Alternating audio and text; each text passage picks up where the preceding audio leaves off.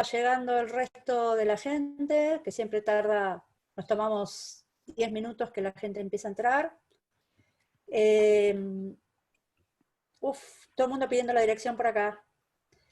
Bueno, primera medida, si estamos grabando, quiero agradecer a los estudiantes de la EAF, materia postproducción, carrera técnico superior en imagen fotográfica, con la profe María Laura Vázquez, con Tita, que es una compañera artista, ¿no? Sí. Feminista, luchona, que está también presente vino con sus estudiantes, que tienen clase ahora, vino a escuchar tu charla. Así que buenísimo, espero que también estén mis estudiantes, ahora me voy a fijar, sin ser muy policía, que no es lo mío. Saben que estamos con quién estamos, ¿no? Estamos con Andrea Yunta hoy, que es una referenta para nosotros absoluta, desde todos los puntos de vista, desde las prácticas curatoriales, desde las prácticas educativas, desde las prácticas políticas. Es una de las nuestras, nosotros la sentimos absolutamente de las nuestras, y que tengo que reconocer su generosidad siempre de acompañar el Para Todo es Todo, ¿no? Sus posteos, que son totalmente generosos, porque saben lo que significa señalar algo en estos campos tan competitivos y tan individualistas y tan terribles a veces, tan caníbales, ¿no? de los campos profesionales, o tan burdianos, tan de lucha, de hábitos y de juegos, para decirlo finamente. Entonces, en este marco, tener el apoyo de Andrea, que vino a la inauguración del Para Todo es Todo, por ejemplo, del CCK, que vino a recorrer la muestra, ya estaba de viaje, volvió al otro día, vino a recorrer la muestra del Centro Cultural Conti. Tengo que reconocer que ella y Nelly Richard vinieron a recorrerla, y eso para mí es un acto de amor para todos ustedes, que la mayoría de ustedes están en esa muestra. Entonces, tenerla Andrea hoy, que la vamos a entrevistar por dos razones poderosísimas, ¿no? Porque es la curadora de lo que va a ser la primera Bienal online que vamos a poder disfrutar online, que es la Bienal de Mercosur, y también porque sacó un libro que nos hace muy bien a todos, nos da mucha herramienta a todos, y se trata de nutrirnos, se trata de seguir territorializando el deseo, de seguir construyendo territorios comunes. Así que por esos dos motivos, aparte de que si quisiéramos revisar toda su trayectoria, todo su recorrido como curadora, como armadora de grandes bases de datos sobre el arte latinoamericano, como gestora también de fondos y de estrategias para apoyar el arte latinoamericano, el arte argentino. Con eso solo ya podríamos estar una semana hablando de Andrea. Pero bueno, vamos a circunscribirnos a trabajar sobre eso, la metodología siempre es la misma, ustedes hablan por el chat, levantamos las preguntas con las chiques. Por ahora veo que no hay ningún ataque ni ninguna cosa extraña que aparezca de nadie, así que estamos re tranquilitis. Me fijo en el chat por las dudas que haya algo. Hola a todos, felices, hay mucha felicidad, estamos en 84, están entrando, hay gente de todo el país, como siempre, hay gente nueva que nunca vino, bienvenida a toda la gente que es la primera vez que se conecta. Esta es la sexta semana de charlas diarias, sostenidas con todas las ganas entre todos nosotros. Está el chat. Gladys Silva dice que lindo tenerla, Andrea. Está el chat para que ustedes se expresen, con el cual Florcita hace los chatcines, ya saben, y después esto va a parar a la web de Sitio Ledor, ¿no? Estos videos donde hay cosas realmente que son perlas, ¿sí? Bueno, entonces voy a arrancar, vamos a trabajar primero, no me acuerdo qué orden te di, creo que primero íbamos a hablar de la Bienal, ¿sí? ¿Querés decir algo? Preguntan si se va a subir el link. ¿De la Bienal? Sí, por supuesto, sí. No, de lo que charlemos hoy. Sí, sí, se va a subir el video, estamos grabando a Sitio Ledor. No, porque acá en el chat preguntaban eso. Sí, perfecto, perfecto. Hay gente de todo el país, Andrea, ¿eh? Impresionante.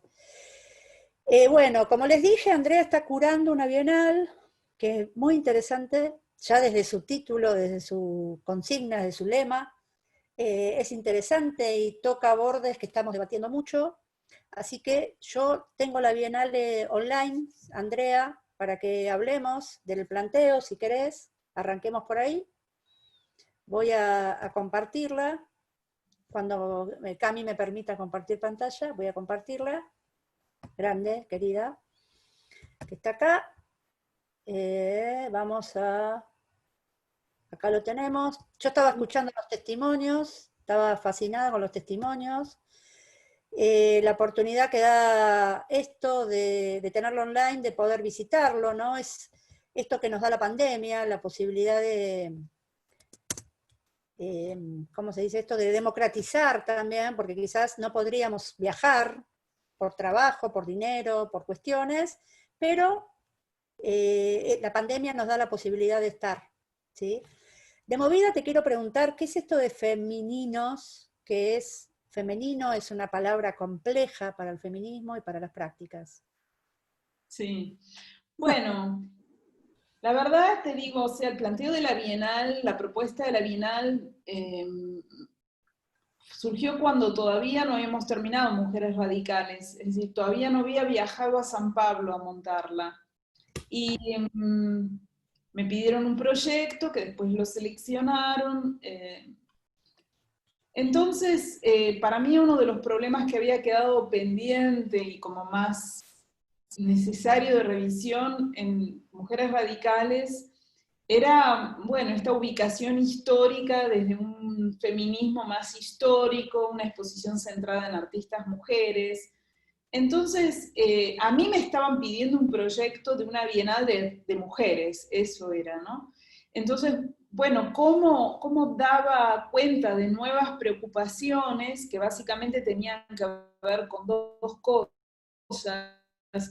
Una, el descalce de los esencialismos, de un arte femenino o de mujeres, no feminista, que sería otra cuestión. Por un lado era ese descalce y por el otro lado un problema que para mí resultaba ya casi vergonzoso, que era el hecho de que nosotros estábamos curando una exposición en la que la cultura afro-latinoamericana no tenía representación dentro de esas artistas que seleccionábamos, artistas mujeres, y no porque nosotras no nos hubiésemos preocupado, sino porque sencillamente el mundo del arte, que esa fue la conclusión más fuerte, el mundo del arte, hay que decirlo con claridad, es blanco, racista, es patriarcal y es clasista. Es decir, en términos predominantes, los artistas que tienen un reconocimiento también pertenecen a determinados sectores culturales. Hay excepciones, como también hay excepciones. Sobre todo recientemente, y las artistas afro-latinoamericanas en particular están, sobre todo en Brasil, teniendo mucha más visibilidad a partir de políticas curatoriales e institucionales llevadas adelante por algunas personas, ¿no? Pero en términos generales no es así. Es decir, estos son síntomas de una transformación que todavía no se operó. Entonces, esa era mi preocupación. Bueno, ¿cómo descalzarse de los esencialismos, aunque no es necesariamente el objetivo más cumplido, porque yo sigo pensando que tenemos que enfocar nuestra energía a dar visibilidad a mujeres artistas porque siguen siendo minorías y siguen teniendo falta de espacio. Pero en la Bienal hay artistas hetero, varones, hay otras sensibilidades e identidades que tienen lugar, aun cuando nosotros en la Bienal también no queremos proporcionar estadísticas, ¿no? Porque justamente proporcionar estadísticas es diferenciar y digamos, es una tarea del que entra al sitio de la Bienal meterse en la obra de cada artista y sacar sus propias conclusiones.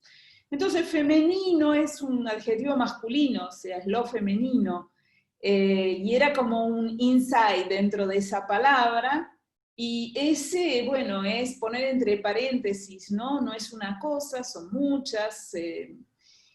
Y visualidades, acciones y afectos, bueno, eran como palabras claves, que yo creo que con el tema de la pandemia tomó prioridad la palabra afectos, ¿no? Me parece que tomó una prioridad, pero esa era un poco la intervención. Todo título es arbitrario, en definitiva, y nunca va a dar cuenta. Pero decime por qué sería incómoda la palabra femeninos, que Porque hay todo un debate, ¿no? La S como que saca el debate hacia otro lado, entiendo, y yo lo entiendo también porque revisando el texto de Nelly Richard, masculino-femenino, ¿no? El artículo de Nelly Richard, hay como muchas cosas que se van iluminando, pero es una palabra compleja para nosotros, lo femenino, por esto de los esencialismos que vos decís, que atraviesa mucho el arte blanco, que es un arte que no es, no contempla las identidades trans ni otras percepciones o subjetividades. Por esto mismo, que nos cuesta tanto encontrar en el arte. En el Para Todo Estoy hay una sola pintora trans, que es Andrea Pazut, y es muy difícil encontrar pintoras trans en Argentina, porque indudablemente es una comunidad que está viviendo otros riesgos, o no va a la universidad ni a las escuelas de arte, ¿no? Por eso te lo decía, porque esa palabra femenino puede retrotraer a ese esencialismo. Yo sé que en vos no, pero y también me no, parece no, por más eso hay válido. como muchas intervenciones son la palabra, o sea, ya no decir femeninas era una intervención, es decir, lo femenino, es lo femenino, pero también hice una intervención sobre el género de la palabra, y la S también. Y sí, o sea, yo estoy completamente de acuerdo contigo. Quizás la gran pregunta es, porque, viste, se dice, bueno, las galerías de arte no dan cuenta de otras identidades que no sean las identidades binarias, o sea, sí, nosotros podemos plantear muchos cuestionamientos, pero me parece que el punto de partida es cómo cada sujeto agencia su propia identidad en términos de opción sobre sexualidades, ¿no? Es decir, hay artistas que eran gay o que hoy podrían ser pensados como trans o artistas lesbianas, pero el tema es cómo se situaban dentro de ese campo. También por la época no se podían situar como hoy un artista puede situarse desde su identidad. Y me parece que esa es la inscripción política, ¿no? La inscripción política también es, por eso nosotros no decimos que un artista, por el hecho de ser mujer, es feminista, para nada. O sea, ser feminista implica situarse y agenciarse también, ¿no? Decir yo soy feminista implica una posición y un agenciamiento muy distinto del ser mujer, simplemente.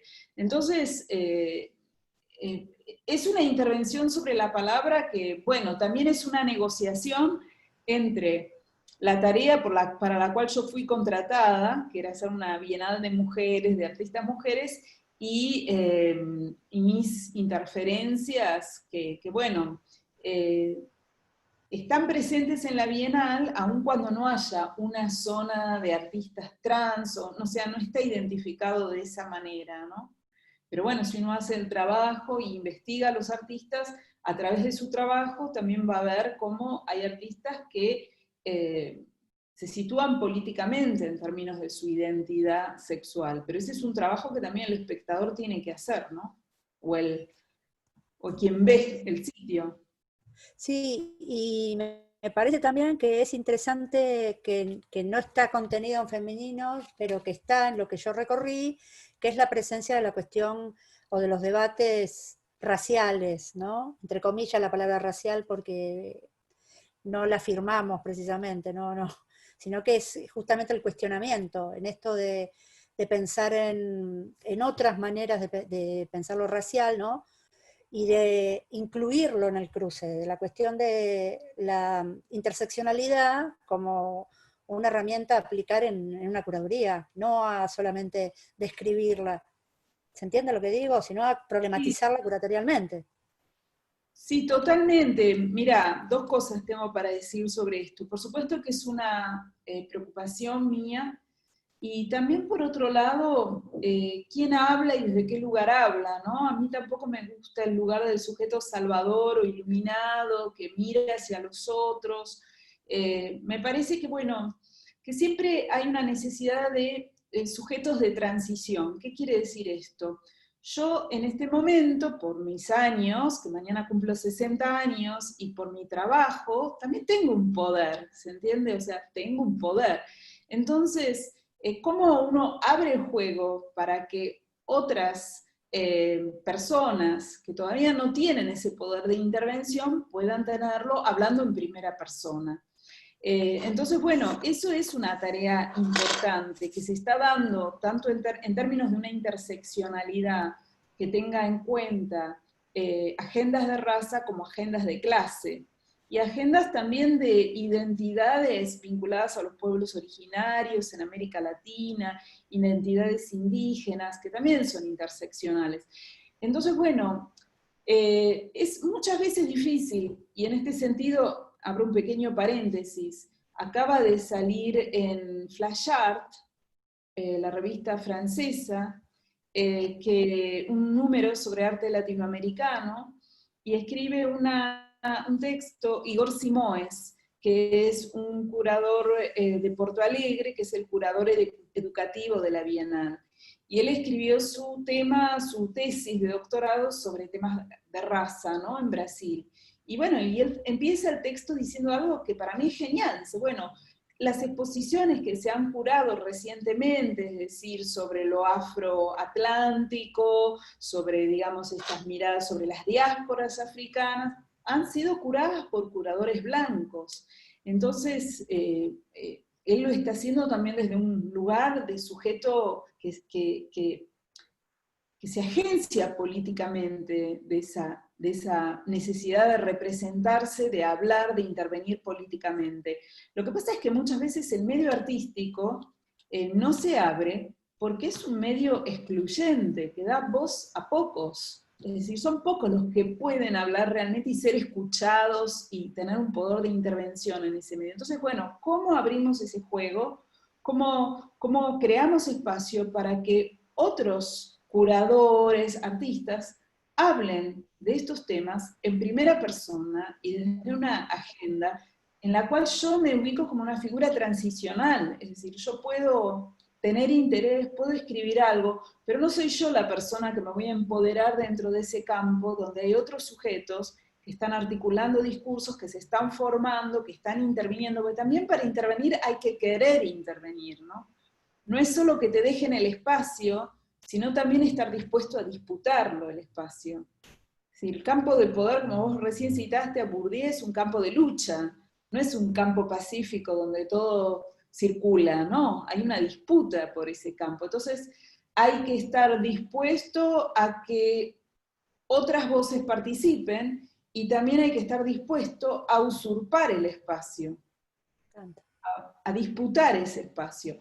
Entonces, bueno, es toda una dinámica de tensiones ahí en la cual, digamos, respecto de una perspectiva interseccional, sobre todo en relación con temas de raza, yo me ubico como una figura de transición, digamos, como una figura nexo, que en la medida en la que puedo, quiero que voces de personas, no sé, pienso como Igor, que está súper formado, Igor Simoes, y que es un curador joven, un académico joven, bueno, en ese contexto tenga una base para construir un espacio de intervención más eficiente, ¿no? Me parece que hay que abrir el espacio para quienes están articulando discursos en primera persona también. Bien, clarísimo, ¿no? Es como la apuesta política. Vos tenés una apuesta política en esto.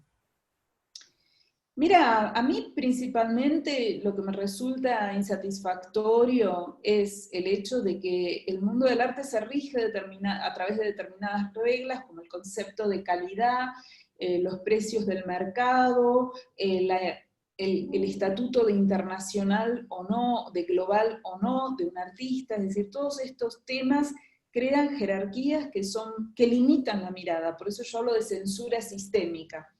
Censura sistémica quiere decir que no es que a vos te dicen, no, vos no podés participar. Nadie le va a decir a las mujeres, no, vos sos mala, las mujeres son malas artistas, no van a participar. Nadie va a pronunciar esa frase, Sin embargo, en los hechos, la representación es mucho más baja. Entonces, a mí me resulta insatisfactorio porque veo que es un campo muy limitado donde hay un grupo de personas que hablan la misma lengua y que no hay posibilidad de hablar de otras maneras.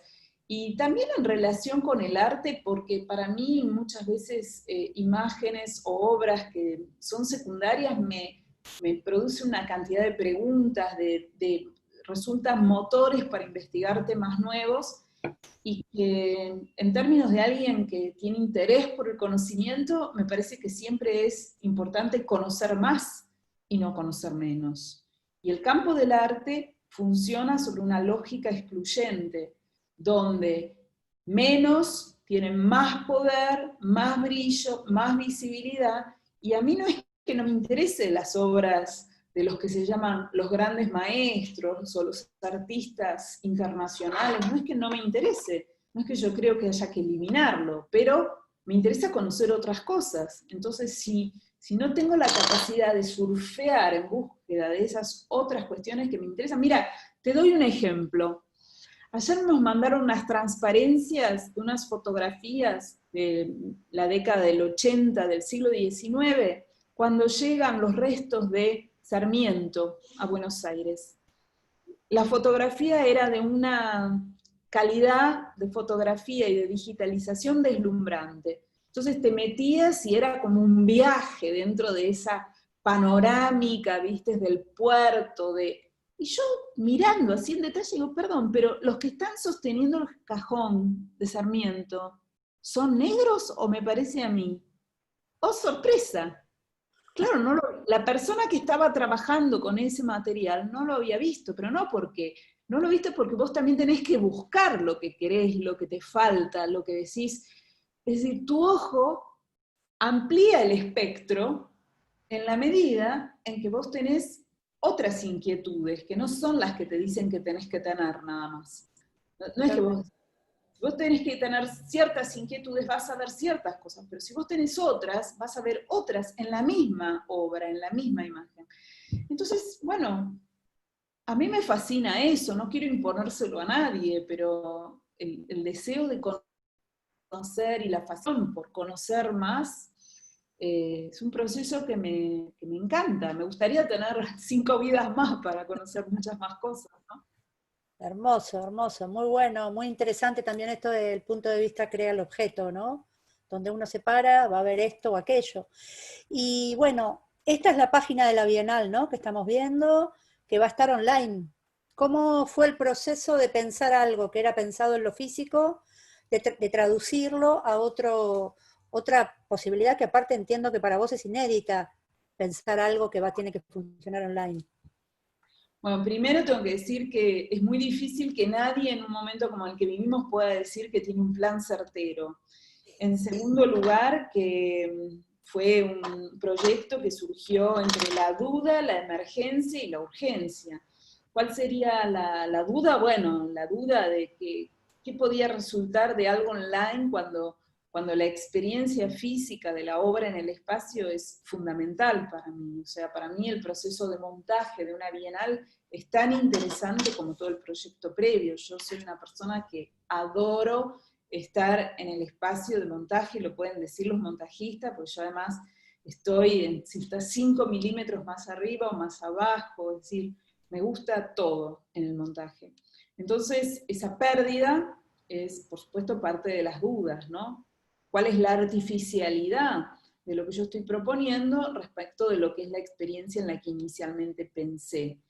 La urgencia es porque había que pensar rápido, es decir, no había demasiado tiempo, y la urgencia también era porque, como todos sabemos, todos estos proyectos se marcan dentro de las reglas del capitalismo que cruzan completamente la articulación de los equipos, sobre todo cuando son equipos ad hoc, ¿no? En relación con una bienal que tiene patrocinios y no que dependen de las articulaciones de empleo de un Estado o de un museo, que son más estables.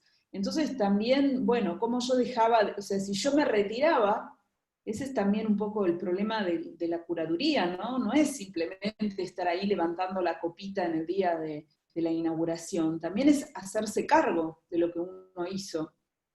A mí me pasó con con la exposición, la retrospectiva de León Ferrari.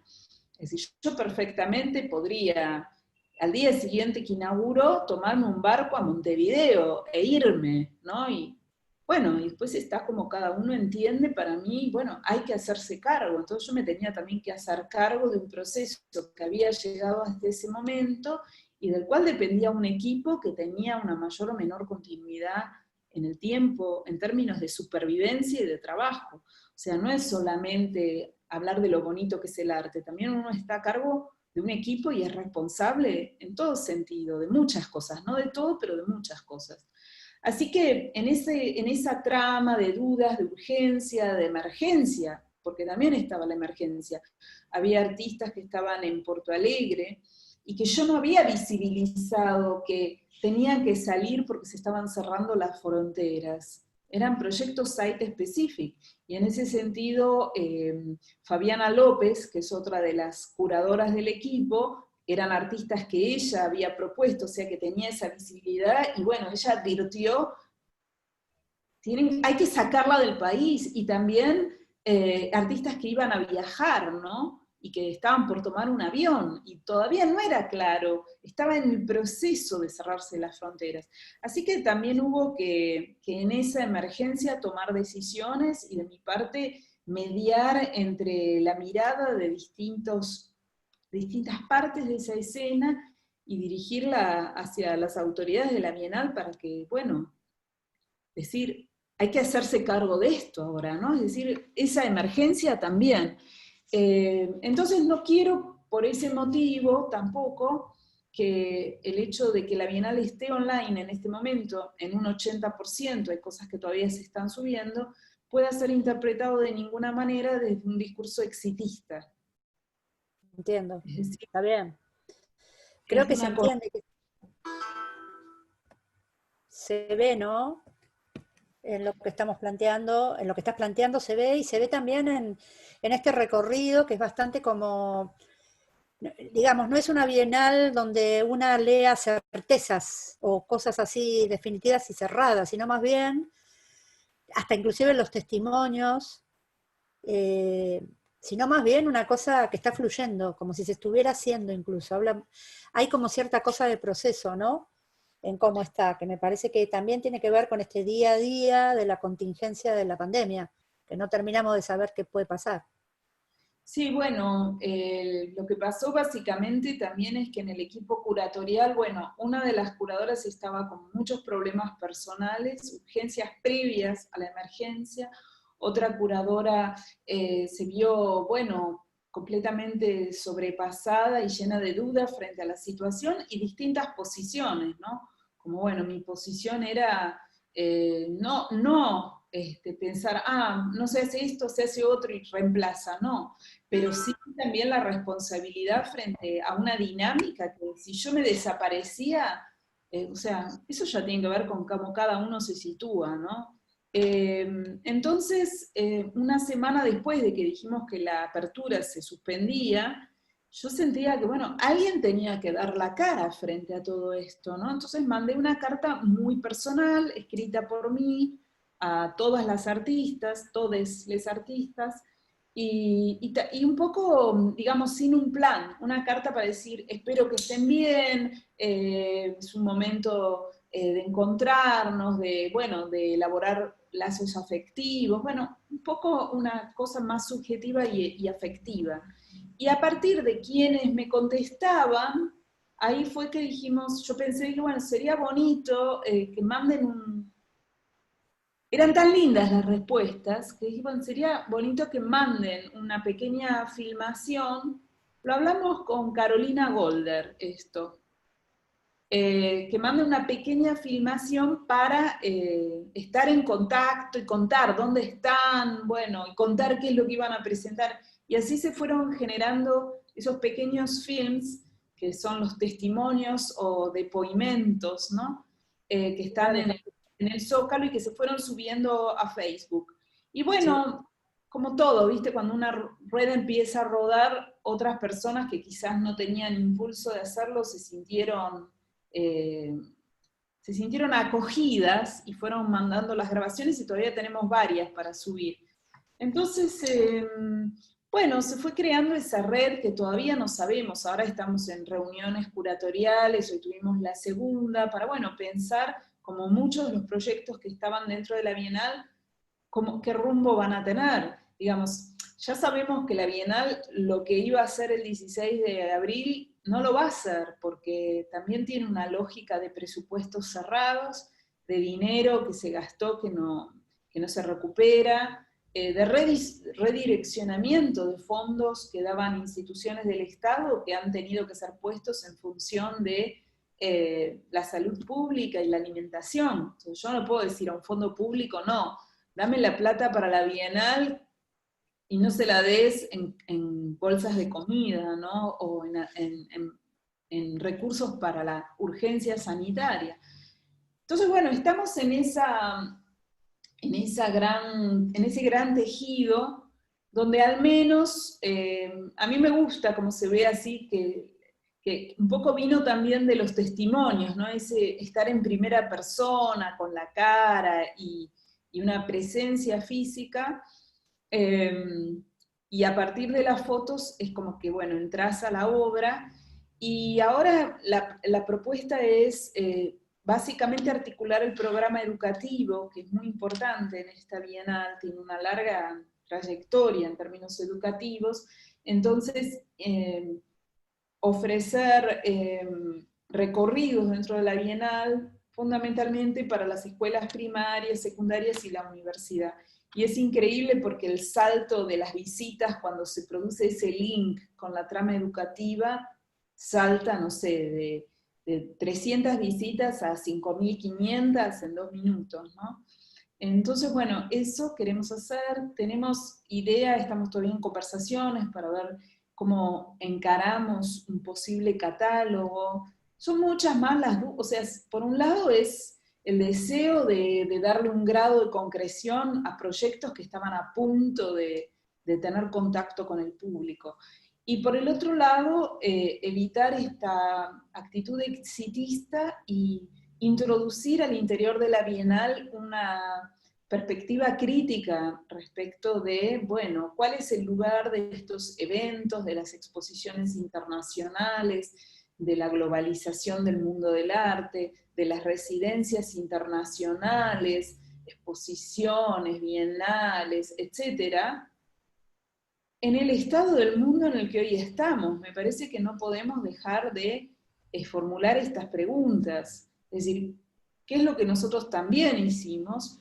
Y otra pregunta, si queremos volver a lo que estábamos el día que el mundo nos paró. Me parece que también esa pregunta es pertinente, así que es una pregunta que requiere una introspección. ¿Dónde estábamos ese 13 de marzo, 19 de marzo?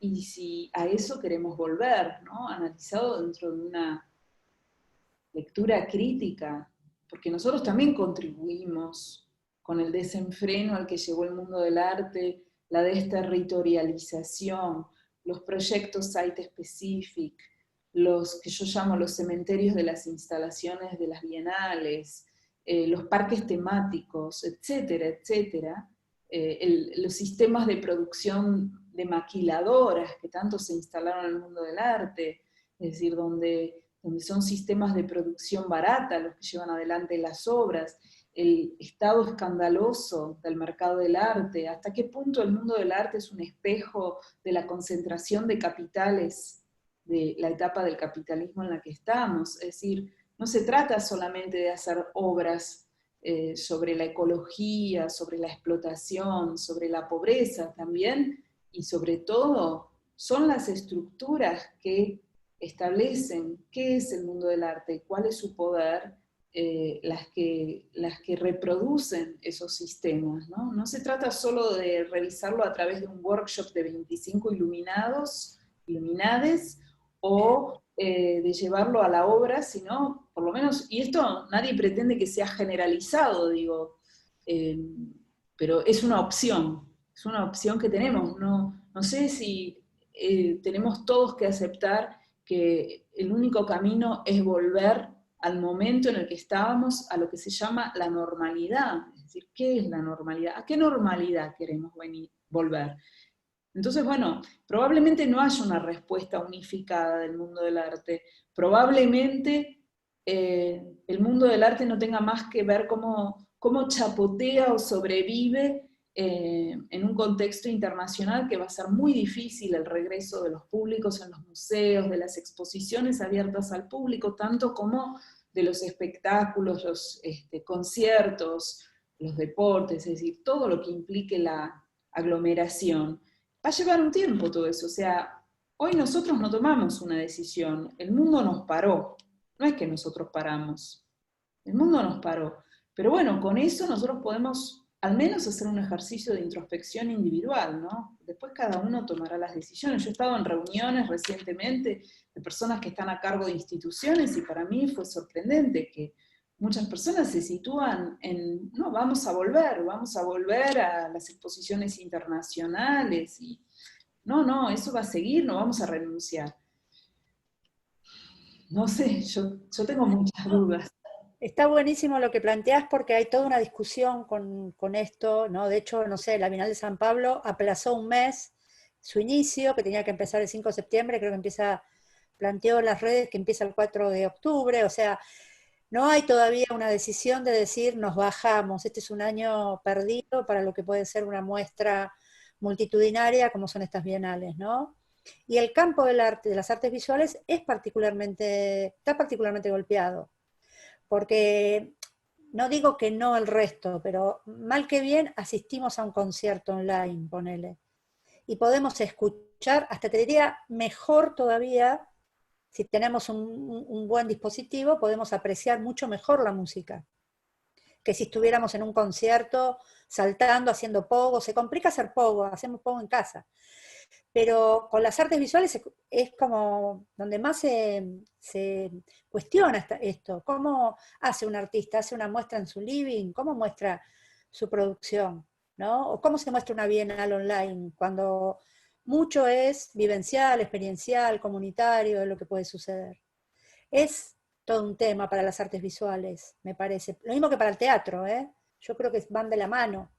Hay gente que está hablando de la muerte del teatro con esto, que está saturado. Yo vi el otro día Tadéis y no podía creer, ¿no? Un texto increíble, un trabajo muy bueno desde la dirección y la actuación, pero no se entendía nada, porque no sé si se puede ver una obra de teatro. Pasa lo mismo con las artes visuales. Es un brete muy fuerte, un desafío muy fuerte el que tenemos, cómo recuperar, porque lo masivo, aparte, vos lo sabés, Andrea, mide la efectividad de una exposición. Nos guiamos por ese criterio de que el tema es reventar la muestra y que haya muchísimo público, ¿no? Entonces es un tema, ¿cuál va a ser el parámetro? Si ya no podemos pensar en una cosa, en un espectáculo masivo, con una bienal, con Arteba, con lo que sea, desde las artes visuales, con los museos, ¿cuál va a ser ese parámetro? Esto de que el mundo nos paró, también es eso, el mundo nos paró ese delirio en el que estábamos desde las artes visuales, me parece. Sí, bueno, obviamente, vos sabés que los presupuestos de las exposiciones, digamos, no las que se hacen con los recursos del Estado y con una territorialidad alcanzable, pero cuando vos tenés que mover un Manet de un museo francés a traerlo a América Latina, eso implica, por una obra, poner en movimiento una maquinaria que es impresionante y de recursos, digamos, el transporte, los seguros, toda el preparado de la obra, los courier que tienen que viajar con la obra. O sea, es como transportar un cadáver rodeado de vidas alrededor, mover una obra de esas, y eso tiene un costo increíble. Y ese dinero no es que viene de las entradas, o sea, de las entradas para un museo viene un 30%. En el mejor de los casos, digo, ¿no? Un museo que cobra una cifra considerable. Y de la tienda y del restaurante. Y el resto viene el dinero corporativo, lo que te dan los bancos, lo que te dan las fundaciones, lo que te dan... y ese dinero hoy, por eso, por ejemplo, el Metropolitan, que este año cumplía 150 años de su fundación, la fecha, durante ese día el museo ya estaba cerrado, ¿no? Entonces el museo hoy en día perdió 100 millones de dólares, porque no es solamente el público, es que ahí hay fondos de inversión que forman parte de los recursos del museo que hoy no existen. Entonces la financiación del arte no se apoya exclusivamente en el público. Y esas otras fuentes de financiación, yo no creo que tengan la voluntad ni la capacidad, la voluntad fundamentalmente, de seguir sosteniendo. Ahora con Arteba, que se puso online, en la plataforma de Artsy, bueno, hubo una voluntad, porque también Arteba tiene una comunidad que la respalda, entonces hubo una voluntad de coleccionistas locales, de distribuir las compras para apoyar a distintas galerías, y bueno, relativamente bien lo han hecho, pero ¿cuánto tiempo mantienes eso? Sí. No, yo sí, creo que tampoco, no sé los números, pero me parece complejo que hayan sostenido un nivel de ventas, sinceramente. ¿Cómo se puede sostener en el contexto anterior, no? No sé, me parece. A mí me parece bueno, que es bueno el esfuerzo de tratar de mantener, porque también si esto pasa, hay que tener un lugar al que volver. Si vos dinamitas todo, no tenés ni un lugar desde el cual rearticularte, ¿entendés?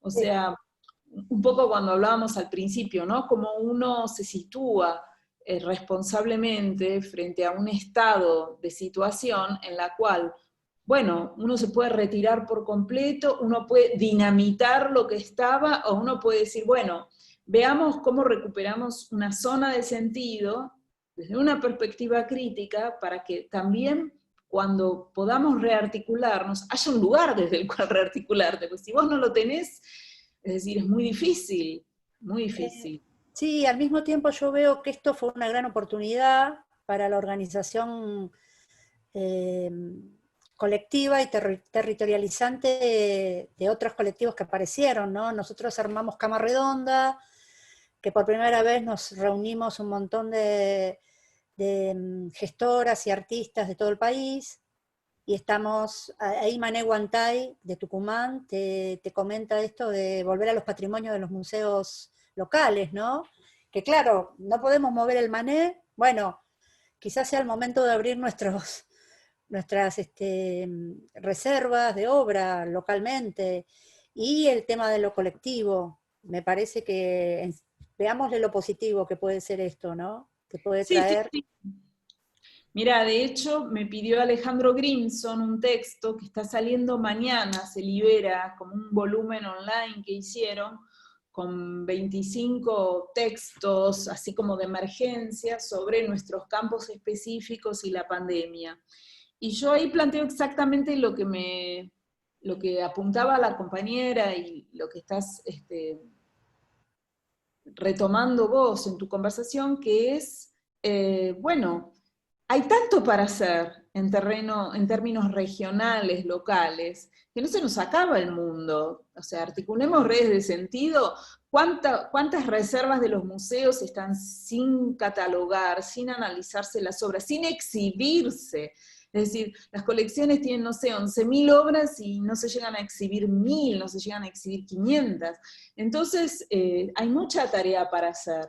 Estamos a veces mucho más preocupados por las redes internacionales que por las redes que tenemos cerca y que podemos articular. Es decir, políticas de coleccionismo, revisar los perfiles de los museos, construir identidades dentro de una trama cultural urbana que se apoye en las instituciones existentes, pero tejiendo sentido entre todas esas instituciones. Hay tareas de articulación, es decir, estamos más atentos a ver cómo articulamos un escenario global que a ver cómo articulamos el escenario cultural dentro de una misma ciudad en nuestro campo. Hay mucho para hacer. Ahora, la contracara de eso es, entonces vamos a ser regionales, nacionales, no vamos a estar más en contacto con el mundo. Y bueno, no es que yo desecho esta duda, a mí me parece que en un concepto ampliado del mundo internacional, que no sea simplemente la historia de 5 ciudades, ¿viste? 4 que están en Europa y una que está en Estados Unidos, es interesante. A mí me interesaría mucho tener más conocimiento de lo que pasa en Asia, de lo que pasa en África. No es que uno renuncia, pero tampoco podés cancelar la productividad del presente en función de una utopía constante que es la de la conectividad con el mundo, que es una artificialidad, porque lo único con lo que uno se conecta es con los centros de poder, ¿no? No se conecta con todo. Entonces, bueno, la disyuntiva es, ¿vamos a provincianizarnos? Bueno, no sé si vamos. En este momento es lo que tenemos, y me parece que en el campo de los ministerios y de las secretarías y demás hay mucha tarea que se puede hacer, y afortunadamente hay personas que están capacitadas en este momento para llevar adelante esas tareas. Y desde los museos también, o sea, me parece que cada museo sabe perfectamente todos los rojos que tiene en relación con su propio patrimonio y con la exhibición y con la puesta en valor de su propio patrimonio, ¿no? Entonces, Totalmente. bueno, muchos directores han estado más interesados en viajar por el mundo para capturar blockbuster exhibitions y ponerlas en su museo, que en simplemente reinstalar la colección permanente del museo. Es decir, hay museos que no han reinstalado sus colecciones permanentes de arte argentino, moderno y contemporáneo en 5 o 6 años. Entonces, bueno, hay mucha tarea para hacer. Y una cosa que también surge del chat, ¿es una oportunidad para el activismo esta crisis? Bueno, el activismo toma.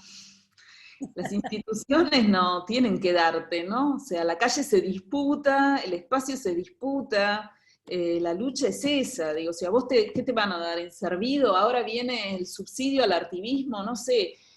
Para mí el campo del activismo es un campo de compromiso donde uno tiene que estar tomando el espacio con toda la conciencia de que se gana, se pierde, uno se equivoca, se discute, cosas que quedan irresueltas. Yo no me imagino que el Estado tenga que soportar el activismo o el artivismo. Me parece que ese es un campo de lucha. Lo digo así como el primer impulso que me sale, ¿no? Digo, yo no quiero que el Estado me financie la lucha política. No, sería terrible, ¿no? Porque justamente el activismo tiene ese lugar crítico y sensible, también sosteniéndole el lugar del Estado, ¿no? Hoy tuvimos esa discusión en Cama Redonda, justamente eh, porque hay acciones que estamos haciendo, que empezamos a llamar activismo de cercanías, cuando vamos a comprar pegamos un sticker, sobre todo en relación a la explotación laboral de todos que somos docentes, a la cuestión de los femicidios, a la cuestión de la violencia policial. Y una de las cuestiones era, bueno, pero tenemos que hacer todo esto y que quede claro que que queremos un Estado, que bancamos al Estado, pero tenemos que ser como también la reacción crítica o el espíritu crítico y sensible, no perderlo nunca frente a ese Estado al que apoyamos porque entendemos quedarnos en casa, ¿no? Toda esta cuestión, esa contradicción me parece que es la más interesante, que el activismo puede refrescar el arte contemporáneo, las prácticas artísticas, ¿no? Que estamos como situándonos en tácticas más que en estrategias en estos momentos. Y esto también tiene que ver con otra de las cuestiones que nos gustaría charlar con vos, que es el tema de repensar esta cuestión de lo periférico, ¿no? Que vuelve a salir ahora, que vos lo planteás tan interesantemente en tu último libro, ¿no? Que se llama Contra el Canon. A ver si lo tengo. Acá está. Contra el Canon, acá tengo la tapa, ¿no? Tengo la versión PDF, pero está por ahí circulando la tapa del libro, que tiene que ver con esta cuestión de lo periférico. Está bien, vos lo ves históricamente en la producción sobre todo del arte moderno y contemporáneo, y en la relación de los internacionalismos, o de lo que siempre fue como el origen de todo, que siempre fue el arte norteamericano y europeo, y también lo ves con una mirada de colonial, ¿no? Que necesitamos tanto desde la historia del arte.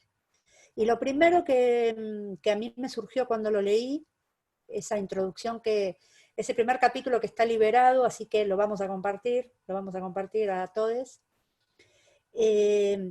es esta cuestión bien interesante de que todo gesto de hacer una historia del arte latinoamericano es un planteo historiográfico, básicamente, ¿no? Porque lo que estamos planteándonos es cómo se escribe esa historia, desde qué fuentes, desde qué maneras de pensar el hecho de historizar. Eso me parece que es lo más interesante que planteás con este concepto de rever la periferia. Si nos querés contar algo de eso, Andrea. Bueno, yo primero planteo que el concepto de periferia lo introduce en relación con los estudios literarios Beatriz Arlo, que es un concepto extraordinariamente útil. Lo que pasa es que en el mundo del arte funciona de otra manera. Es decir, lo que es periférico en el sentido de una cultura mezclada, no homogénea, en el campo del arte se vincula demasiado con la idea de innovación, de lo nuevo, de lo original, que no es necesariamente lo que se le demanda a la literatura, ¿no? El arte está muy ligado a un sistema de la originalidad, el original y la copia, y el mercado, ¿no? Entonces, esa idea de que, digamos, el arte periférico, el arte latinoamericano es periférico y de productivizar esa noción, que me parece que fue súper importante, también deja de lado otras cuestiones que tienen que ver con el hecho de que los artistas que estaban planteando producciones artísticas que nosotros colocamos como periféricas, no se sentían periféricos. Es decir, cuando Torres García llega, para tomar un caso emblemático, llega al Río de la Plata, no viene para fundar una escuela periférica, viene para fundar una nueva escuela de arte.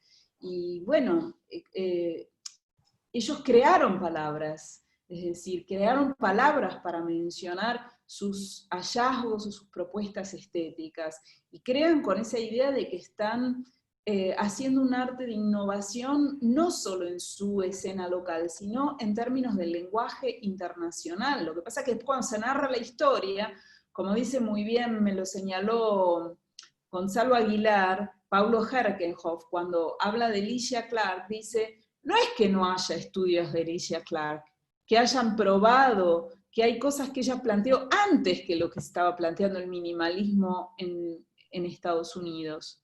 El tema es que por más que se publiquen catálogos y artículos, cuando el grupo October escribe su tomo de, no sé, 500 o 600 páginas sobre el arte de un siglo, no entra lo latinoamericano, o sea, no entienden, porque la historia del arte es una narración, es algo que se escribe. Yo digo, bueno, ¿cuáles son las 100 mejores obras de arte?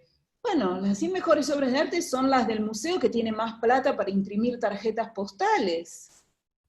Esas son las... Yo no sé por qué La noche estrellada de Van Gogh es más importante que otras maravillosas obras de Van Gogh.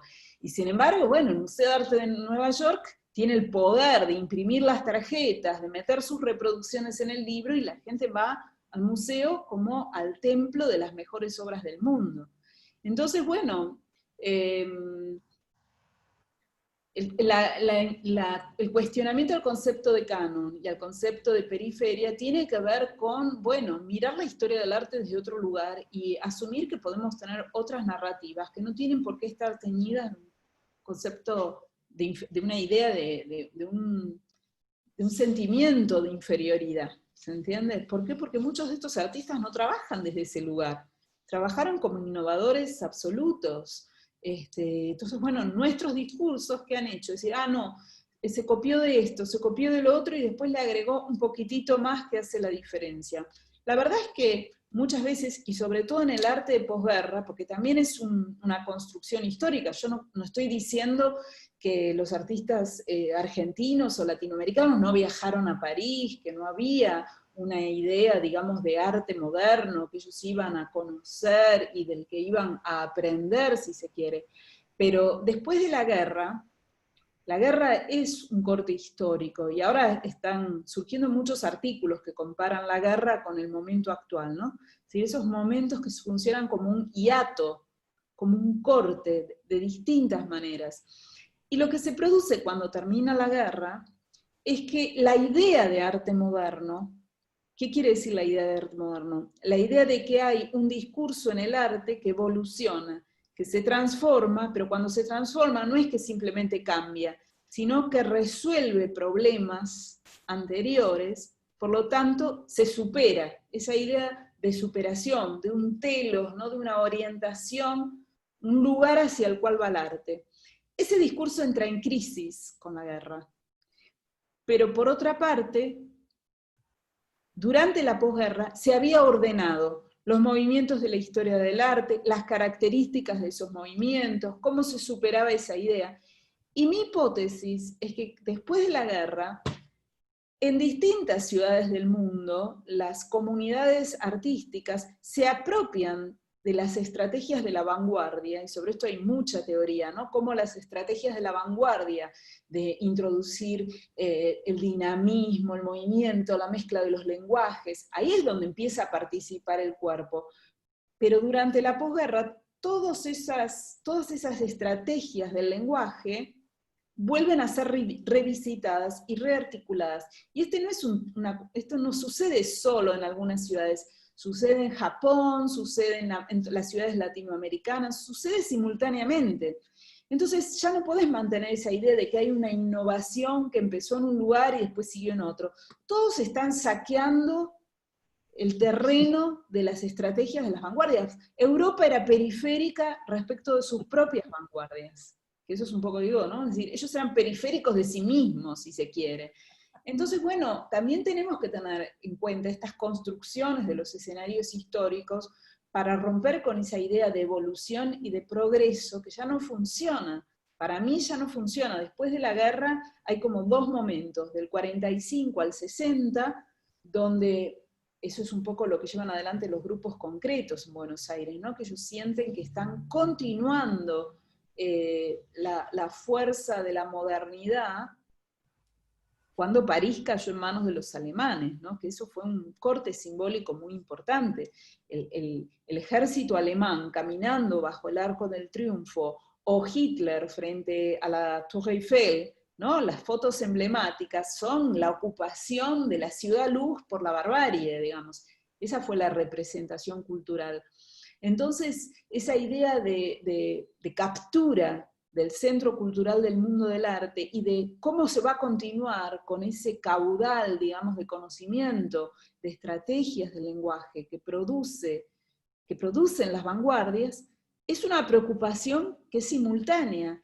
Y los materiales se van reelaborando de distintas maneras. Por eso yo digo, bueno, hubo toda una iniciativa de hablar del conceptualismo y del conceptualismo latinoamericano como un conceptualismo ideológico, y también de, bueno, ver que hay estructuras del conceptualismo que no es que las empezó Kossuth y después las tomaron los latinoamericanos. No funciona eso. Tenés artistas latinoamericanos que están haciendo obras conceptuales antes que Kossuth. Entonces, bueno, ¿y de dónde viene eso? ¿Viene necesariamente de Duchamp? No, muchas veces viene de la literatura, del camino surrealista de la literatura. O sea, hay otras genealogías.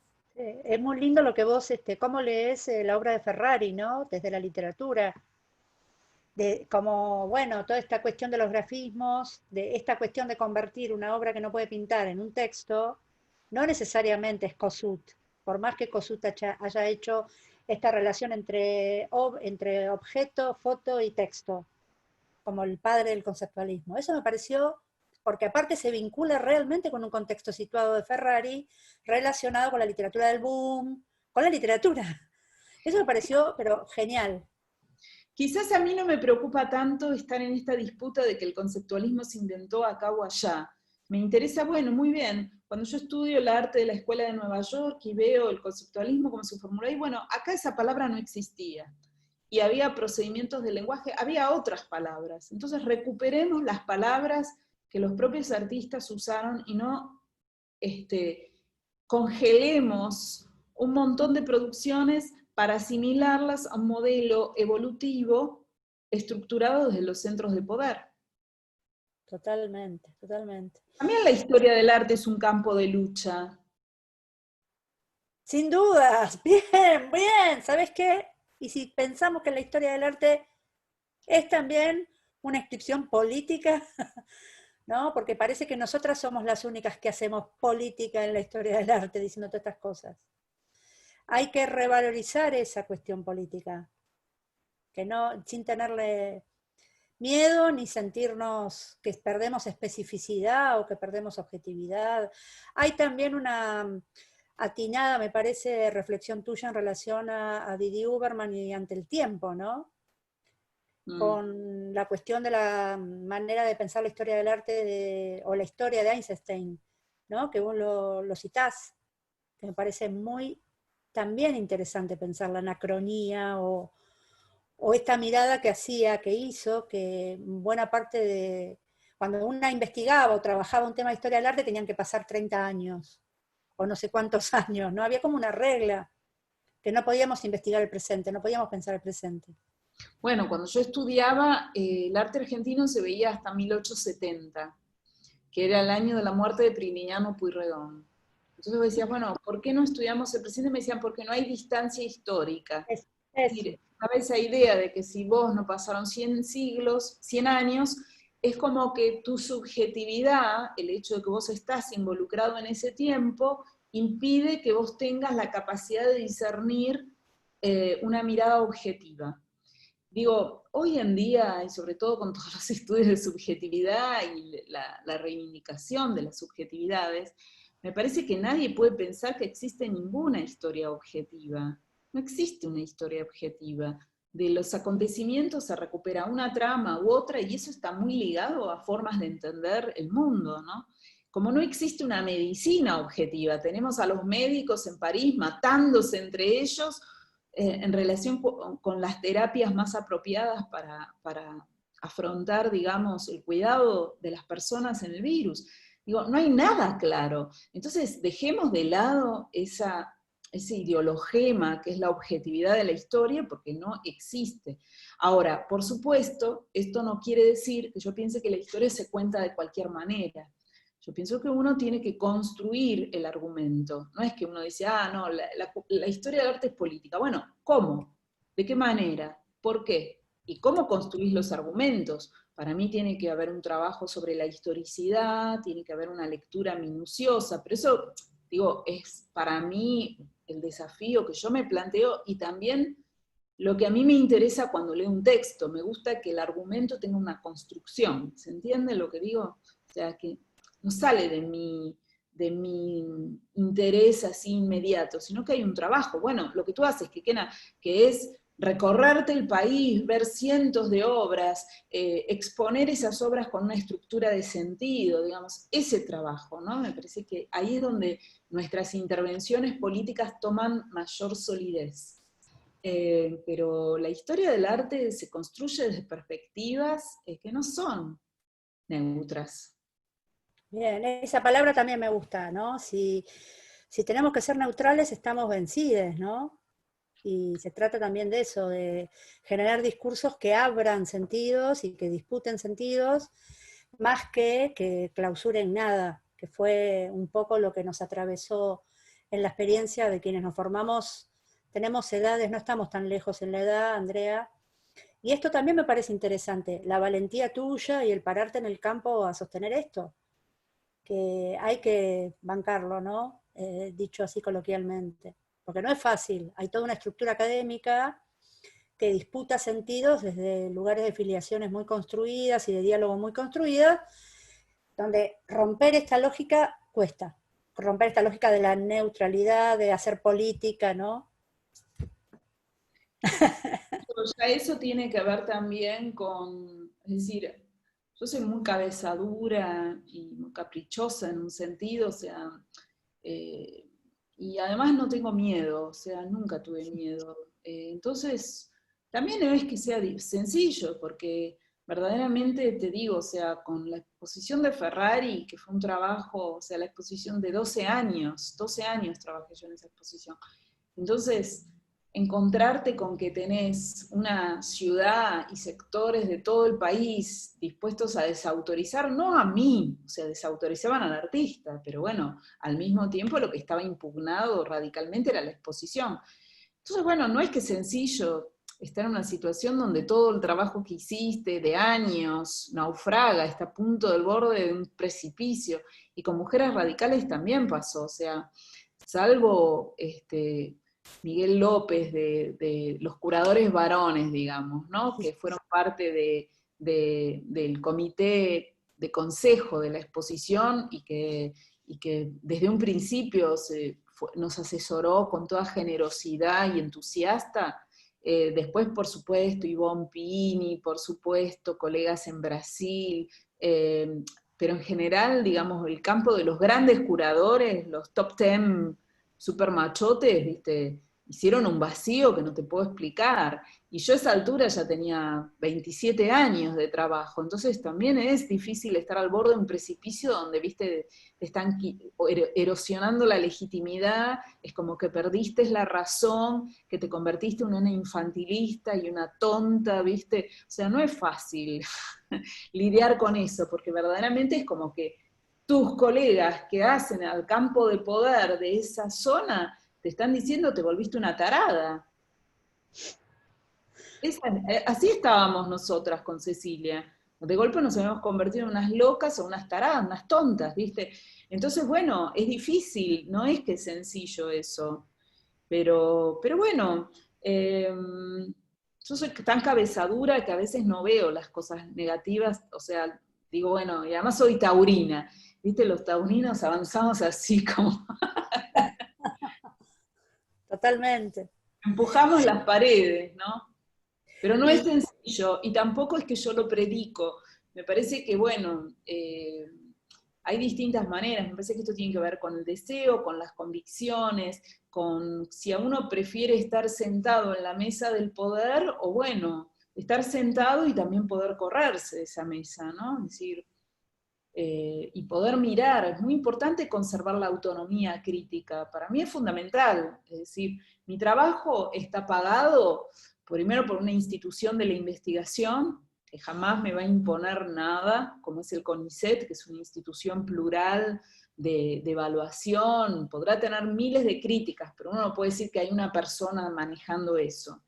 Y por el otro lado, bueno, las financiaciones coyunturales, que a veces pensarán, bueno, ¿qué hago con esta persona? ¿Viste? Pero bueno, también lo quieren. Entonces, bueno, uno tiene que operar sobre ese campo de poder, no para ser servil, sino también desde la confianza en que tenemos, que lo que se puede decir en el campo del arte, no necesariamente se puede decir en otros campos. Esa es la autonomía del arte.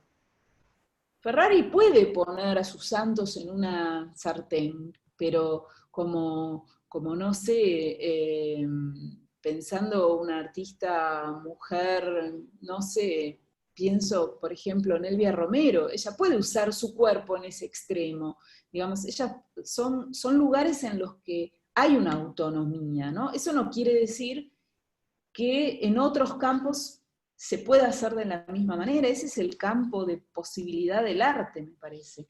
Y si uno como curador o como historiador no articula su pensamiento en forma autónoma, es decir, por más que alguien te pague, por más que tengas un ministerio detrás, por más que tengas una institución del Estado, vos conservás tu autonomía para situarte críticamente, no hacia esas instituciones como enemigos, sino en la lógica de la cultura, donde las cosas no son homogéneas. Si vos no tenés esa capacidad, digamos, de no ser servil, sino distanciarte críticamente, bueno, renunciás a lo que para mí es el campo más preciado de la intervención cultural, que es generar un espacio de pensamiento que no se rige ni por el Estado, ni por los capitales, ni por el mercado. Siempre tiene una zona de autonomía. No sé si se entiende lo que digo, ¿no? Es decir, a mí me paga el Estado, pero yo no escribo a favor del Estado. me encanta y lo comparto plenamente. Como a vos estás poniendo la obra en el ministerio, pero bueno, no quiere decir que vos estás recibiendo el menú y vos vas a cantar loas, ¿no? Y eso es constructivo, no es destructivo, eso es lo que quiero decir también, ¿no? Sí, sí, sí. Es nuestra relación con las instituciones, ¿no?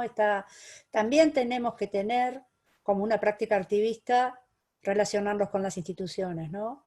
Hay todo en el chat, hay toda una reflexión sobre, bueno, por un lado, desde la remera amamos a Andrea, que también está presente, a sostener esta idea de la exposición como máquina de guerra, ¿no? Y de sostener esta idea de lo potente de lo que vos decís, de la autonomía, de que el arte permite decir lo que no se puede decir. Qué buena la charla. Queremos, Soledad Abar dice algo que también está muy bueno, así queremos los artistas que nos paguen y sostener nuestra autonomía. Mané dice hackear el sistema. María Laura Vázquez dice el Estado somos todes. Bueno, Eso hay está muy como... bien, estoy completamente de acuerdo, ¿no? Nunca hay que perder la distancia de que nosotros somos el Estado, no estamos para el Estado.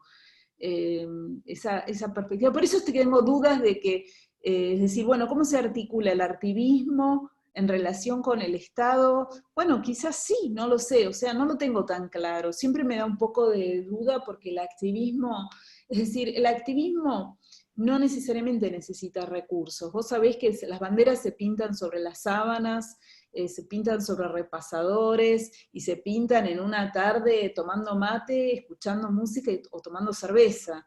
Entonces también tienen que ver con la práctica de lo común, del tiempo compartido, de lo gratuito, o sea, también tiene un poco que ver con eso. Entonces por eso no es que tenga una posición tan clara, pero tengo ciertas dudas, ¿no? No No, lo está sé. bien. Nos parece súper interesantes esas dudas también, porque nadie creo que tenga nada resuelto, que es también un poco el punto de partida de las cuarencharlas, ¿no? Que nadie, que venimos acá y nos vamos con más preguntas, y eso es lo que nos hace no salir inmunes de todo esto que atravesamos juntos, ¿no? Acá hay también una cuestión, te digo, quizás esto se enmarca en lo que estamos debatiendo, que es la precarización y la situación de emergencia de muchos espacios culturales, que están... Y bueno, Sí, es tremendo porque obviamente frente a una emergencia sanitaria y alimentaria como la que estamos viviendo, es decir, parece que uno no puede ni pronunciar la frase de que la cultura es también parte de la supervivencia. Es como que se nos han cerrado los espacios para decir esto, ¿no? La situación es trágica, pero la situación no está planteada por esta situación actual. Mi contacto con las artistas, que digamos, yo desde mi trabajo, ¿cómo tengo contacto con los artistas, con los hacedores? Bueno, a través del trabajo de archivo, de la reconstrucción de vidas que ya fueron, o trayectorias que ya fueron, o artistas instalados, o artistas individuales que estoy trabajando. Pero el hecho de estar haciendo, digamos, vidas con una comunidad de artistas, me confrontó con esta realidad inexplicable, que es de qué viven los artistas, de qué viven, yo no lo sé, porque de golpe, viste, además mi compañero es artista, mi pareja anterior era artista, se hacen subastas en las que los artistas donan su obra para campañas con fines humanitarios de distinto tipo. Muy bien, pero un artista puede siempre estar donando. ¿Quién le dona a los artistas? Se hacen premios financiados por bancos, donde los artistas pagan hasta el transporte para que o sea, los artistas terminan pagando para estar ahí. sí. O sea, los artistas no sé de qué viven, es una sociedad donde existe un montón de corporaciones que financian premios, que financian certámenes, donde los artistas son, y eso también tiene que ver con que los artistas no pueden articular un frente, porque es un sistema que apela a la individualidad. Entonces vos podés tener 1000 artistas que dicen, yo no participo, si no me pagan un canon, cada vez que una fundación va a exponer una obra mía, pero vos tenés 100 que van a hacerlo, que tienen Claro. otros recursos. Entonces es muy difícil la organización de los artistas. Pero la verdad es que es un gran enigma de qué viven los artistas. Es una discusión enorme esa, y creo que el activismo lo atraviesa también, porque hay muchas, así como no sabemos de qué viven los artistas, que viven mayormente de la docencia, ¿no? Y que habría que repensar también la docencia de las artes plásticas o visuales en relación a esto, sino también cómo se sostienen un montón de activismos y de artes más relacionados con las comunidades, de prácticas artísticas comunitarias, que en este momento están al borde, ¿no? El jueves vamos a tener a Gabriela Lack, que es una referenta y una artista increíble, una editora, y artista para mí 100%, que ya 2 veces está, en 12 muestras que yo curé, está ella, que tomó su espacio, tomó su teatro, que es uno de los teatros más grandes de Córdoba, más importante de Córdoba, se instaló en su teatro porque no sabía qué hacer para que no cerrarlo. Entonces hay esta cuestión de que el activismo me parece que necesita recursos, que necesita disputar recursos, Bueno, ¿no? muy interesante lo que dice María Laura Vázquez, ahora estoy leyendo el foro y estoy de acuerdo, que los artistas no necesitan para pintar las banderas, entiendo eso, lo Ah, necesitan para sí. vivir. Bueno, eso es algo que el Estado no tiene en cuenta. El Fondo Nacional de las Artes da dinero para proyectos específicos. Todas las estrategias federales son por aplicación, como los fondos de mecenazgo, que bueno, ni hablemos del absurdo en la forma en la que se manejan esos fondos, ¿no? Es increíble. Porque terminan ganando los fondos los museos que dependen del presupuesto de la ciudad o de la nación, o sea, es una locura cuando son fondos. Y por otra parte tienen otra parte negativa, y es que los artistas aplican para hacer el libro, el gran libro, que es un objeto que después se pasan 2 años trayendo a tu casa, llevando, regalándolo. Entonces, ¿cuál es la productividad? O sea, ¿cómo es eso? Me parece que hay una forma de producción en relación con esos subsidios que no van orientados a la subsistencia, van orientados a la realización de un objeto, de un producto. En ese sentido, quizás yo planteaba la duda entre el artivismo y la Está financiación. bien. ¿Se No, no, entiende? sí, aparte que plantees la duda y que vos te plantees cómo, genera todo un debate que es súper importante. Ahora, yo Porque nadie creo lo que, tiene. bueno, ¿cómo los artistas no se pueden jubilar como artistas? No existe el rubro. Sí, No podés ser monotributista con el rubro artista. O sea, no tiene un estatuto productivo en esta sociedad. Está asociado o al hobby o al lujo. totalmente, totalmente. Hay una anécdota que yo quería contar, que es que cuando hicimos para todo esto de los artistas todavía no se ha efectivizado el pago, pero van a cobrar. Y uno de los problemas que hizo tan compleja la administración de este pago es que no existía en el ministerio una forma que previera que un artista visual podía cobrar. Pero ¿cómo va a cobrar? ¿Toca? ¿Actúa? ¿Cómo se paga? ¿Que nos preste la obra? ¿Qué? ¿Entendés? Era todo un tema legal. Y yo creo que eso da cuenta de algo histórico, que es que tiene que existir en el Estado que a un artista visual se le pague por una exposición y cuántos días, ¿no? Toda esta cuestión. Está todo previsto, el seguro, la forma de participación, pero no está Bueno, previsto esa esto es forma lo legal. que dice Soledad Avar ahora, ¿no? Es Sí, decir, que es un trabajo lo que hacemos. Bueno, para mí eso es súper interesante. El otro día tuve todo un debate ayer, antes de ayer, con el Día del Trabajo, de, bueno, personas que comparten mis actividades que dicen, no, lo que nosotros no hacemos es un trabajo, no es un trabajo, es un hobby. Y bueno, yo estoy completamente en contra. Eso será para determinados sectores, pero yo fui siempre una trabajadora, o sea, yo tuve que plantearme cómo vivía de mi trabajo porque no tenía la opción de no trabajar y de no vivir de mi trabajo. Nadie me iba a pagar y yo no tenía un recurso como para hacer de la historia del arte un hobby. Y bueno, y eso es así, digamos, yo honestamente en lo personal, más allá de lo gremial, yo no trabajo gratis, muchas veces trabajo gratis, pero para lo que a mí me da la gana. Yo decido a quién regalo. Después todo lo demás, no, perdón, y el horario lo pongo yo, o sea, es así. Y si no, que no lo tomen, o sea, es muy sencillo, pero bueno, eso también yo la verdad es que esta lucha la di desde un principio, no es que ahora porque, bueno, tengo un lugar, no, desde el principio, y muchas veces fracasé, es decir, proyectos en los que disputé el honorario no me los dieron, perdí. Bueno, también hay que estar preparado, pero si vos no llevas adelante una lucha con la reivindicación de que lo que haces es un trabajo, y no lo planteas en estos términos, decir, bueno, nadie te va a creer eso, o sea, es muy difícil. Yo también no quiero plantear esto en términos individuales, porque también hay personalidades, ¿entendés? También hay personalidades, qué sé yo. Yo soy una persona que, bueno, me siento y ya está, ¿entendés? No me movés de ahí. Y no todas las personas. Entonces también se necesita lo gremial, lo colectivo. tiene que haber una articulación de todas esas cosas.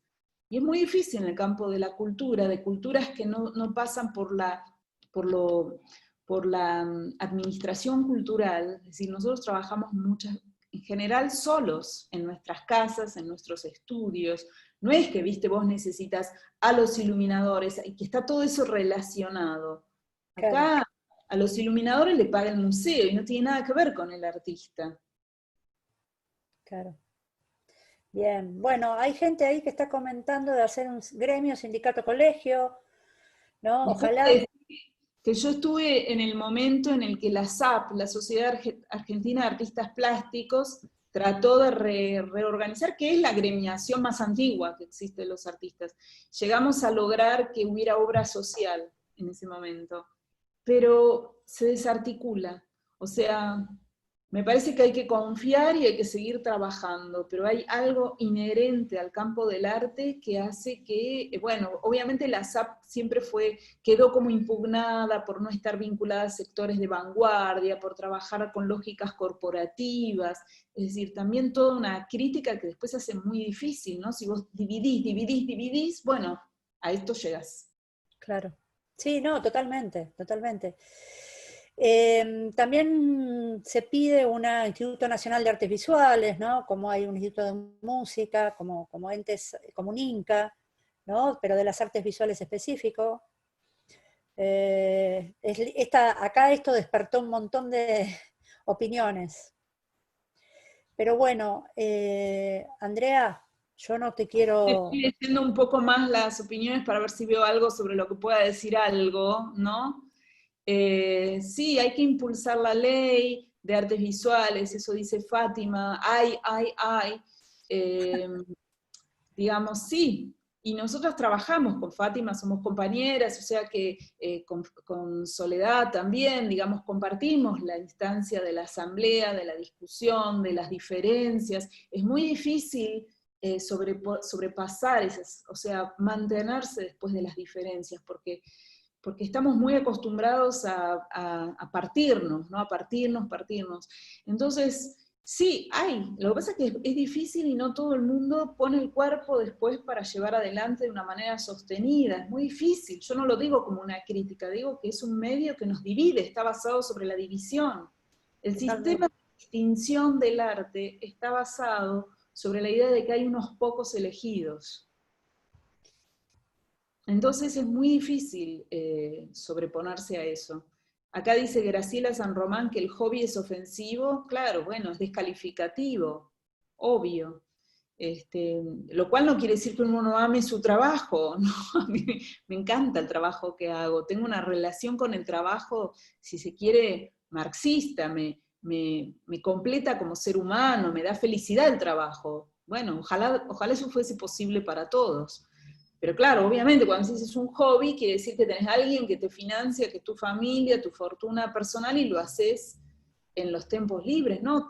Estamos trabajando en este campo, dedicamos 10, 12 horas por día a esto. Bueno, ves, los músicos están agrupados, antes de SADEI que era distinto. Bueno, también tenemos que aprender de otras áreas de la cultura. Ahora, habría que preguntarse, ¿por qué la música logra agremiarse y no las artes visuales? Yo no tengo la respuesta. Porque digo, si los conciertos mueven masas, los museos también están moviendo masas. Entonces, ¿por qué? ¿Por qué la ciudad de Buenos Aires puede tener sus museos llenos de gente y pensar que no le tienen que pagar a los artistas para que puedan vivir y seguir haciendo su arte? No lo sé.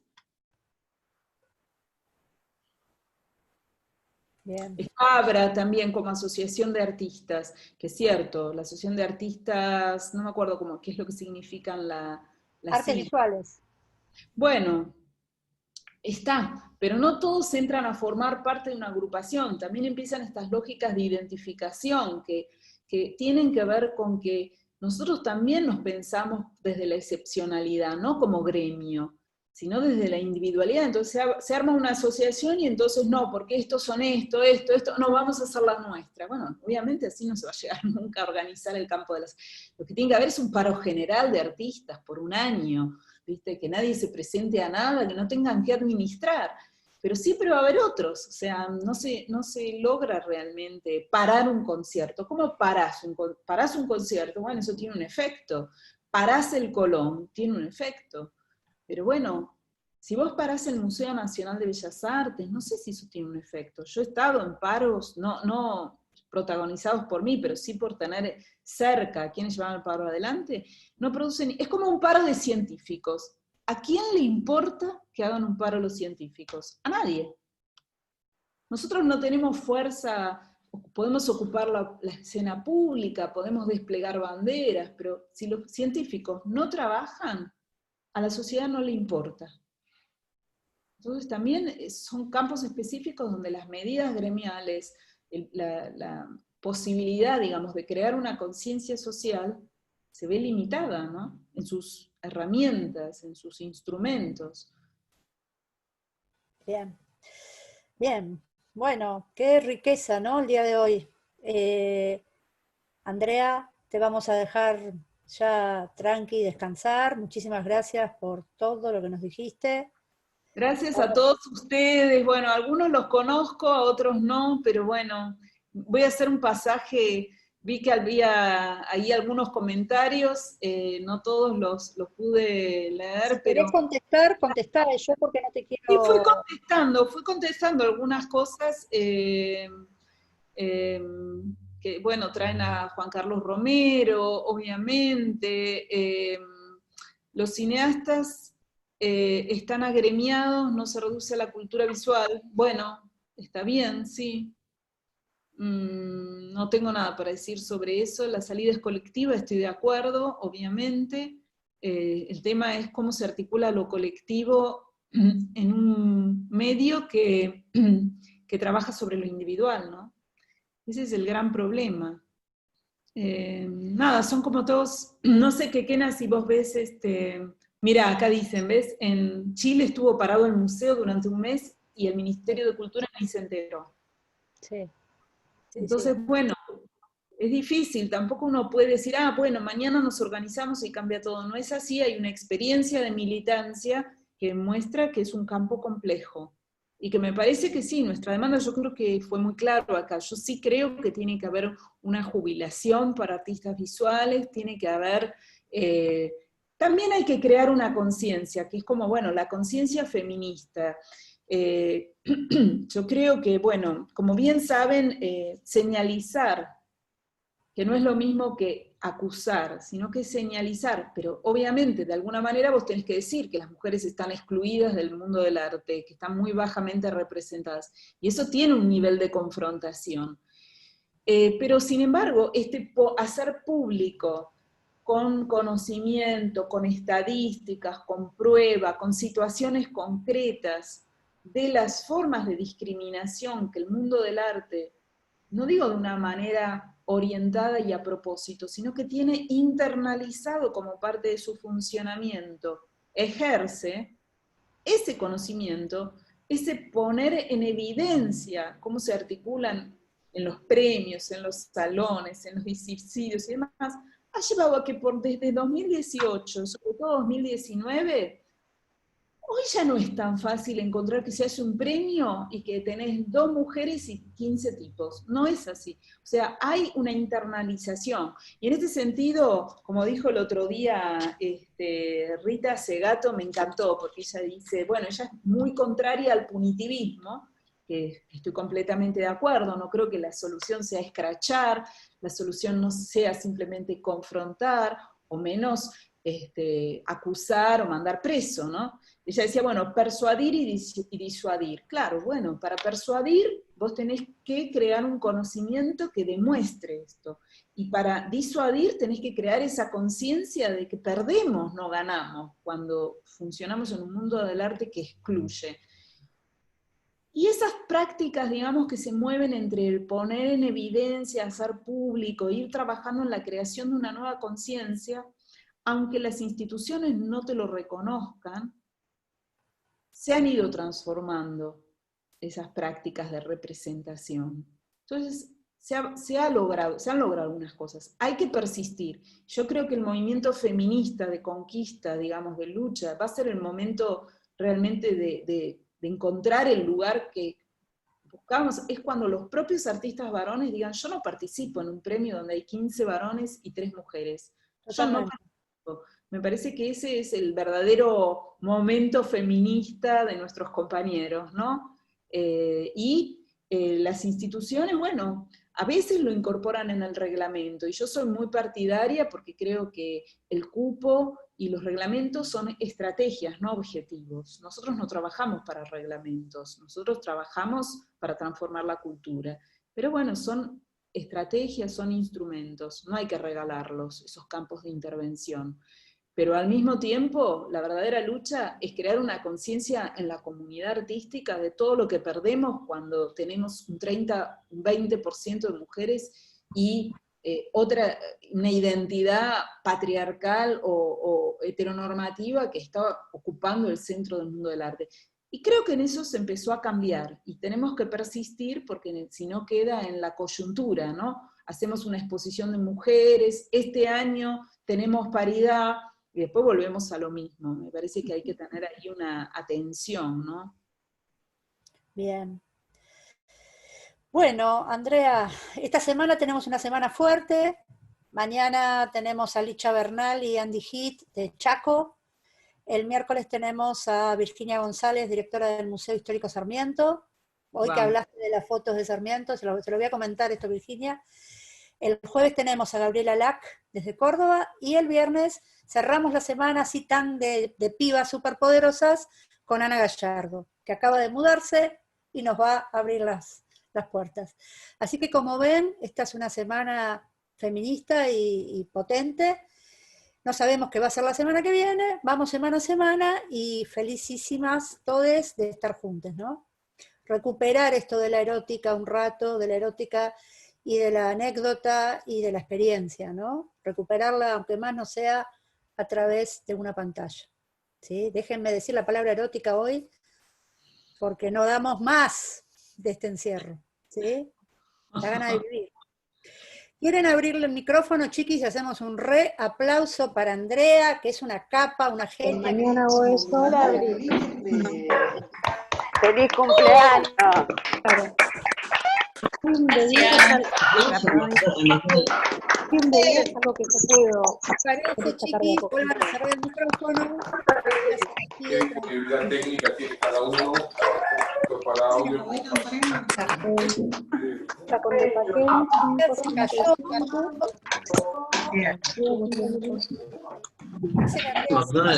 En auto paseamos más un poquito, ¿no? cosas interesantes. Pues Andrea, digamos, Gracias. Gracias. Capaz quería decirnos algo y se cayó. Hoy fue un récord, también quiero decir eso. Andrea congregó, llegamos a ser 315 personas, conté yo de repente, o sea, es un récord en la historia de las Cuarencharlas, con lo cual, Andrea, te vamos a volver a llamar en un par de meses, porque le damos largo aliento a esto, y sabé que contás con este espacio para venir a contarnos lo que quieras contarnos, lo que quieras compartir, sugerirnos nombres en relación a estas cuestiones más feministas y más históricas, historiográficas, que vos quieras aportar, otras miradas. Esto está abierto porque sos como de asesor de las Cuarencharlas. Pena por armar estos espacios de escucha, de experiencias. A mí la verdad es que cuando participé el otro día me gusta más escuchar que, viste, intervenir, porque la verdad es que siento que tengo tanto que aprender, que como en la exposición del CCK, ¿no? Es decir, ese naufragar entre una catarata de imágenes y de obras y de articulaciones y de carreras también, ¿no? De tener, qué sé yo, una grosa como Marcia y tener una joven que todavía es estudiante de la Escuela de Bellas Artes, me parece que es toda una experiencia que, bueno, vos haces posible con eso. Yo digo el tsunami que Quena es un tsunami, ella es... así, no es una ola, es un tsunami, y bueno, y una capacidad de trabajo que envidio y admiro. Están preguntando sobre el libro, busquen el PDF, está en ISU. Si buscan Contra el Canon, la introducción está, después están todos los capítulos que son como puestas a prueba de la hipótesis del libro que está planteada en la introducción, ¿no? Pero bueno, es una buena introducción para entender de qué trata el tema. Sí, vamos a compartir en el Drive, cada charla genera un Drive propio, con una dirección, donde vamos a compartir ese capítulo, lo que vos me quieras mandar, Andrea, complementario. Yo ya subí al Edor tu texto, algunos textos que saqué de la página, para que pensemos también, reitero, tomémonos el trabajo, me parece muy interesante, de recorrer esta Bienal 12 del Mercosur, en este contexto de pensar lo que propone el equipo de la Bienal, y lo que ustedes quieran agregar. Andrea, lo que quieras agregar a ese Drive está abierto, lo que vos tengas ganas de compartir. Mira, hay un libro que es El arte contemporáneo, que yo lo liberé desde un principio, y creo que ahí están también en gran parte hipótesis vinculadas a una exposición en particular, donde, bueno, fue una exposición hecha en Arteba, donde tuve la libertad absoluta de elegir lo que se me cantara, la verdad que una maravilla, ¿no? Y bueno, me parece que ahí están como algunas de las ideas que ahora tomaron más articulación en este nuevo libro, ¿no? Bien. Y sobre feminismo hay muchos artículos online, casi todo están en otros idiomas quizás, ¿no? En general están en inglés, algunas cosas están en portugués, pero bueno, hay como mucha cosa, no hay nada imprescindible.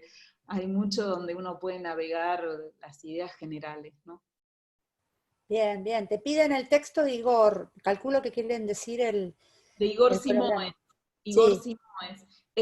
Bueno, le voy a pedir a Igor que me pase el texto. Está en francés, o sea, todo fue traducido al francés. Bueno, le voy a pedir a Igor el texto. Yo lo tengo, pero le tengo que pedir permiso a él, ¿no? Por supuesto.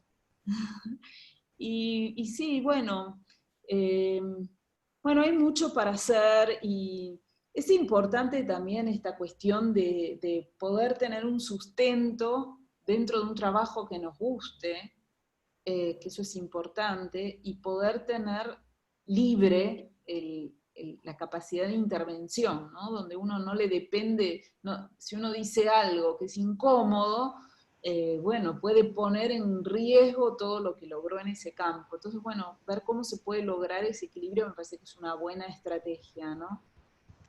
Bien. Bueno, la verdad es que este es un mundo del persistir, ¿viste? Persistir y persistir. Totalmente. Hay que ganar por trabajo y por estar, ¿no? Por sostener, política del deseo pura, sostener este deseo. Bueno, Andrea, mañana cumplís años, lo dijiste vos, si no yo no lo hubiera dicho. No, pero está en todas partes, cumplo 60 años, hagan bien las cuentas que están ahí. Bueno, aguanten las pibas, una vez más. Gracias a todas, y a todos y a todes. Hasta la próxima. Hasta la próxima. Me voy ya. Chau, chau. Vaya, vaya. Gracias, Andrea.